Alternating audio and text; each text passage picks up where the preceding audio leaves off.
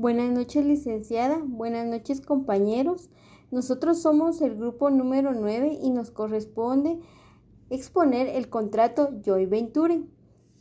El contrato Joint Venture es un contrato mercantil atípico, ya que no se encuentra regulado en la legislación guatemalteca, el cual consiste en una unión de dos o más personas, ya sea físicas o jurídicas, nacionales o internacionales, que se agrupan sin formar una persona jurídica, con el objeto de llevar a cabo un fin determinado, aportando recursos de diversas naturalezas, cuya finalidad principal será el lucro.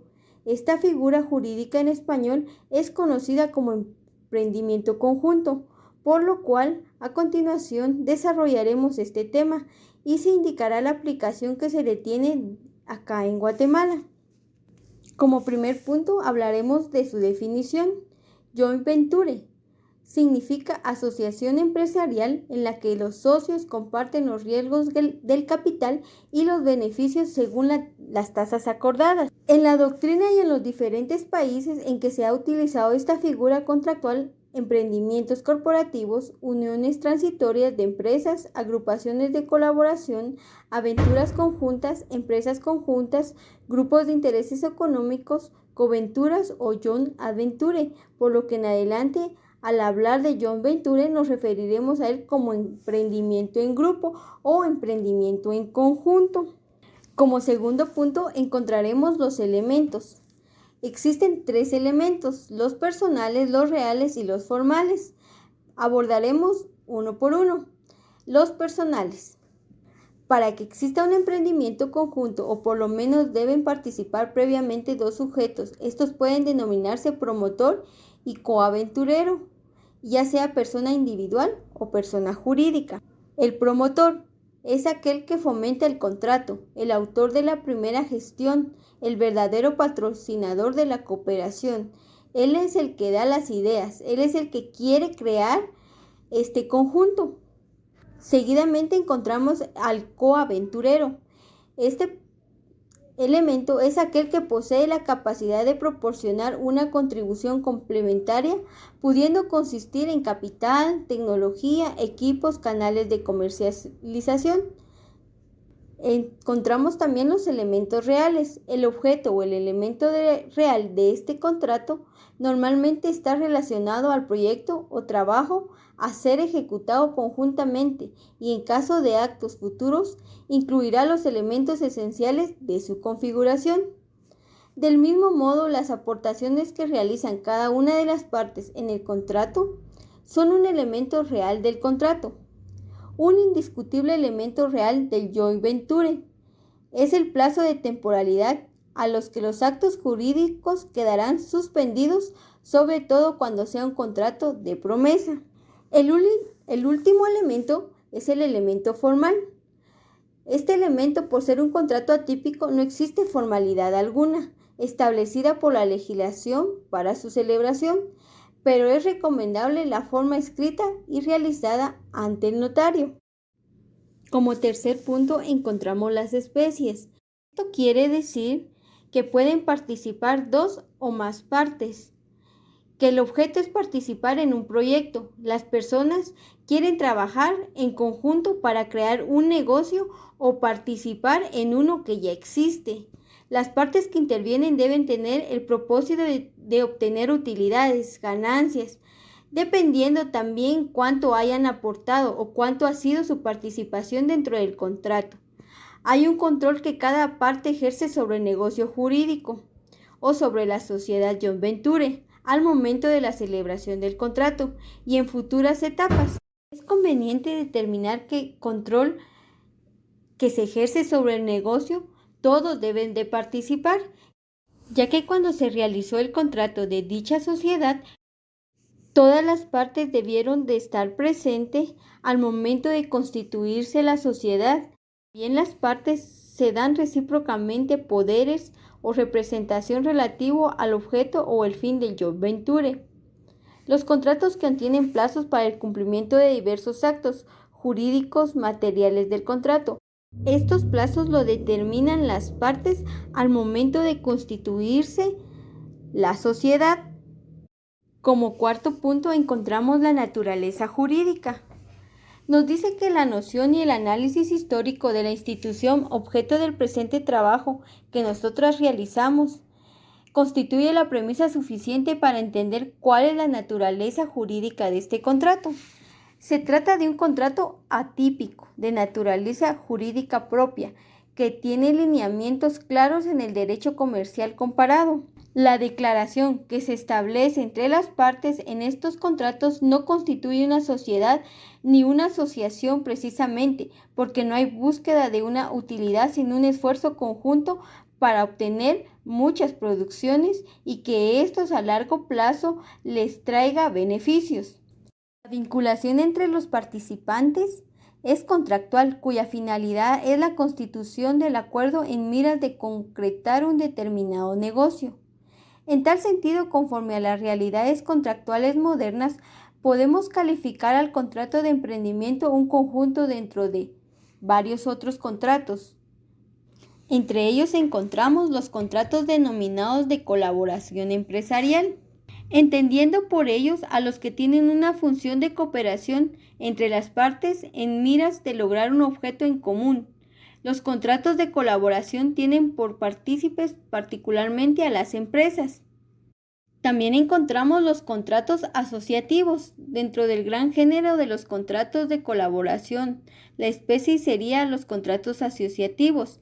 El concepto de contratos asociativos es abarcativo, sin contornos delineados. También encontramos los contratos plurilaterales. Son aquellos que tienen más de dos partes dentro de los mismos. Suelen diferenciar a los plurilaterales estructurales, cuando en el número de las partes deben necesariamente ser más de dos. También encontramos los contratos de duración, entendiendo al emprendimiento conjunto como un contrato cuya ejecución es impensable que sea única o instantánea. La duración, la permanencia del vínculo nacido entre las partes. Como lo dijimos anteriormente, los plazos lo establecen las partes al momento de constituirse dicha sociedad o dicho contrato. Y por último, contratos de organización.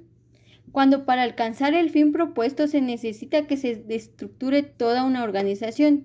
En este contrato se determina su organización, forma, domicilio, objeto, funcionarios, remociones, manejo de los negocios, temas que quieran aprobación especial, financiación, ejercicio de derechos de voto, ley aplicable, competencia, procedimientos, opciones de compras, plazos de duración, etc.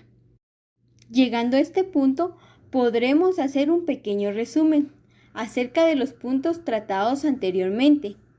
Y entonces podemos definir que el contrato joint venture es un modelo de contrato utilizado por varias empresas, ya sean nacionales o internacionales. Este tipo de contrato lo ejecutan dos o más compañías con el propósito de incorporarse en un nuevo mercado o con el objetivo de desarrollar una actividad diferente, el cual se ejecutará en un determinado tiempo. También podemos decir que se busca firmar estos acuerdos por medio del joint venture. Los realizan todo tipo de empresas, varias multinacionales y conglomerados, los cuales tienen a la determinación de obtener las mayores ganancias posibles de esta unión o asociación. A continuación, la compañera seguirá explicando los siguientes puntos. Buenas noches, licenciada. Buenas noches, compañeros. Continuando con nuestra exposición, yo les voy a hablar sobre las características. Como número 1 tenemos que es un contrato moderno, atípico o innominado, por cuanto no se encuentra regulado en el Código Civil. También nos dice que es un contrato principal o autónomo, debido a que tiene su existencia propia sin encontrarse subordinado o ser accesorio a otra modalidad contractual. Es consensual. Dice que para su existencia basta con el consentimiento de las partes, operando la libertad de forma. También es oneroso, teniendo principalmente un fin lucrativo. Las partes se asocian con la finalidad de obtener en conjunto un beneficio económico. También dice que es conmutativo, por cuanto desde el momento de celebrarse el contrato, las partes intervinientes pueden conocer las ventajas económicas y riesgos existentes, no dependiendo de acontecimientos inciertos. Como también tenemos las obligaciones de las partes. Nos dice que en general, para todas las partes que intervienen en un contrato existente, las mismas obligaciones. Cumplir con las aportaciones para el fin conjunto y, en su caso, celebrar los actos jurídicos o contratos que se establecen en el mismo, a realizar el pago del capital social de las entidades jurídicas, a constituir a las empresas ya existentes. También nos dice que es constituir una sociedad.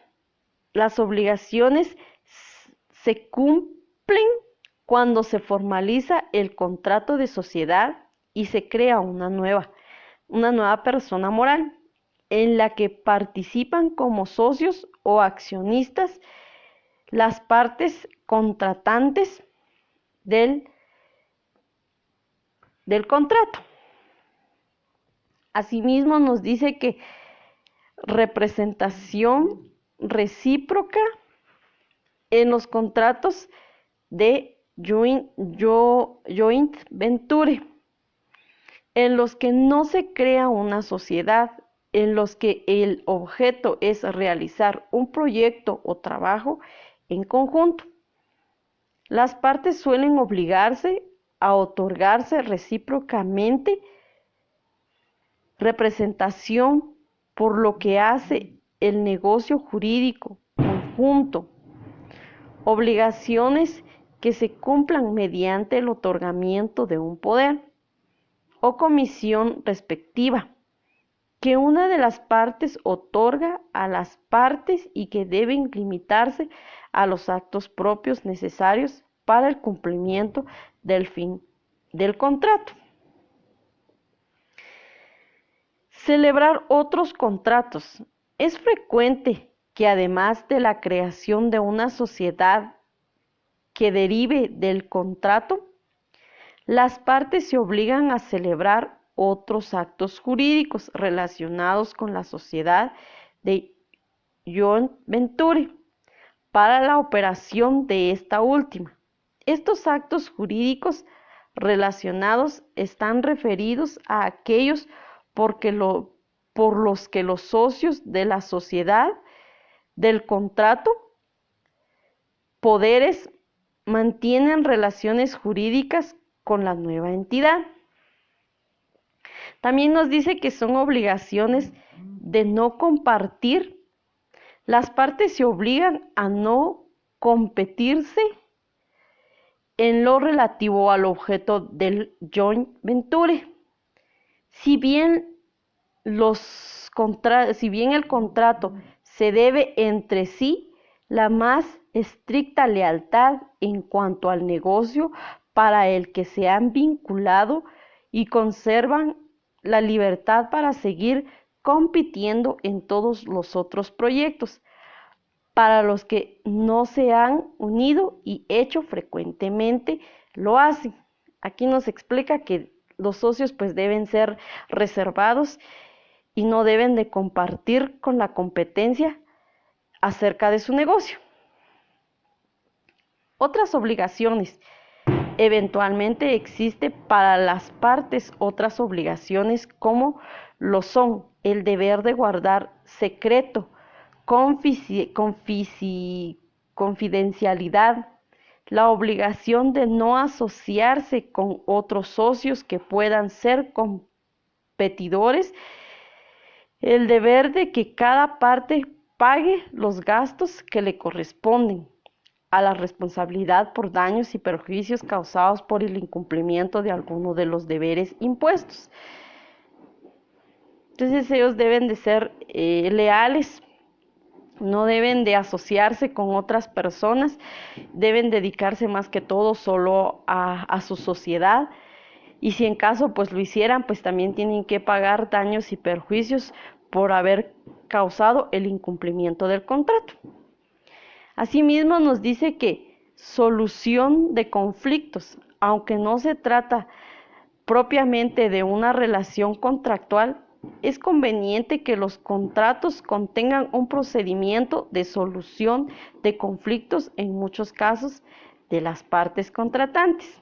También tenemos los derechos de las partes. Como número 1 dice que es recibir los beneficios que por el producto se den en el contrato de joint venture, que la distribución del producto se dé en base a la demanda que por ella surja en el contrato. Espontáneamente realiza visitas al extranjero para supervisar que el producto fluya en el mercado. En caso de situaciones extraordinarias, desastres naturales en los cuales el producto se pierda, la empresa queda exonerada de cubrir el costo de la pérdida. Podrá rehusarse a recibir el producto en caso de que éste no cumpla con los lineamientos de salubridad y calidad requeridos para su comercialización. Esos son los derechos que tienen las partes dentro del contrato de joint ventures. También tenemos la diferencia entre el contrato civil y el contrato mercantil. Nos dice que tiene, por supuesto, los contratos civiles y mercantiles importantes semejanzas. Ambos se desarrollan en el ámbito del derecho privado y los dos se rigen consecuentemente de manera general por normas legales supletorias y solo excepcionalmente por normas imperativas. Más que todos es el ámbito, se da en el ámbito privado y las partes las tienen que pedir. Asimismo nos dice que los dos se fundamentan en la buena fe y en la libertad de contratación, el negocio civil apoyando en el principio constitucional de que es lícito lo que la ley no prohíbe y no es obligatorio lo que la ley no ordena. El negocio mercantil, además, en la norma específica de que ningún comerciante puede ser obligado a contraer, salvo el caso que su negativa constituya acto ilícito o abuso de derecho. Dice que ambos respetan la libertad de forma, admiten contrato tipo, el contrato por adhesión con mayor generalidad y frecuencia en el derecho mercantil, en el que los dos son excepcionales la solemnidad. Solamente, compañeros, muchas gracias.